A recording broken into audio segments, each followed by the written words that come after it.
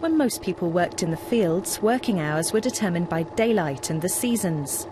But during the Industrial Revolution, employers expected factory workers to spend 12 hours a day and more, labouring 6 days a week.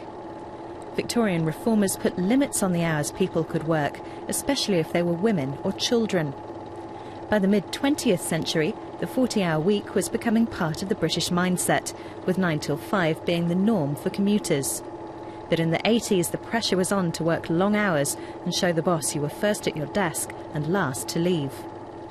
The European Working Time Directive limited the worst excesses, but modern technology means many of us now take our work home or on holiday. Balancing work, family commitments and leisure time has become one of the biggest challenges of the internet age. Let's talk about it now with Tina Miller, Professor of Sociology at Oxford Brookes University, and Richard Gregg from the Federation of Small Businesses. Very good morning to you. Tina, first of all, a lot of people straight away, as soon as we broadcast this morning, asked the very obvious question is, do we get paid the same? No. You wouldn't get paid the same. I think that the idea is that the shorter working week would need us to address minimum wages, etc., and actually make those a living wage. That's my understanding of the report. Yeah, because, I mean, it can't be ignored, can it? Because people have bills to pay and, you know, it's all very well thinking about, would it be nice to work, could it work with family lifestyle, but if you can't bring in enough money... I think what they're calling for is a complete rethink of the whole area. So we currently spend a lot of money on remedies for stress, for people working long hours. We have to pay for caring for older dependent relatives, etc., childcare. There are all sorts of ways of thinking about this creatively that would reduce some costs on families. But clearly that's an important point to have to be thought about further. Richard, how many hours a week do you work? In my busy period, about 80. About 80? Yeah, at this time of the year, it might be 8.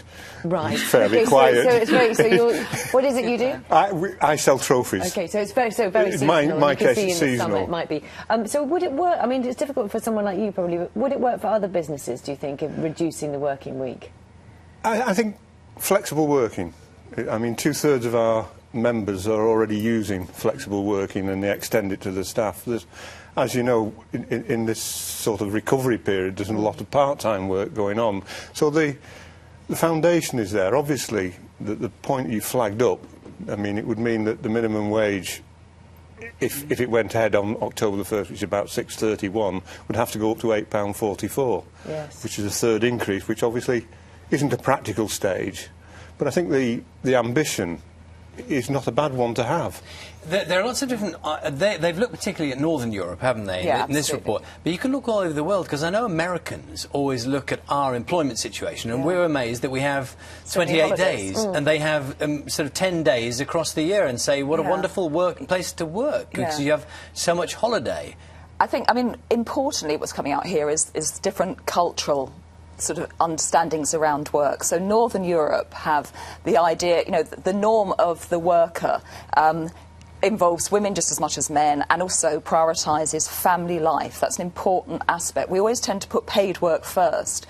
In Northern Europe, they tend to be thinking about how do we fit family life in around paid work as well. Of course, paid work is important, but a lot of people are doing other work that isn't paid.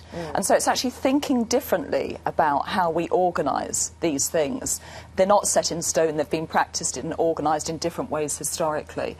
That's not to say it's easy. It is a difficult economic climate. A lot of people are worried about maintaining their jobs, let alone reducing hours. So it's a difficult conversation to have, but I think it's a really necessary one, and we need to be creative in how we think about this.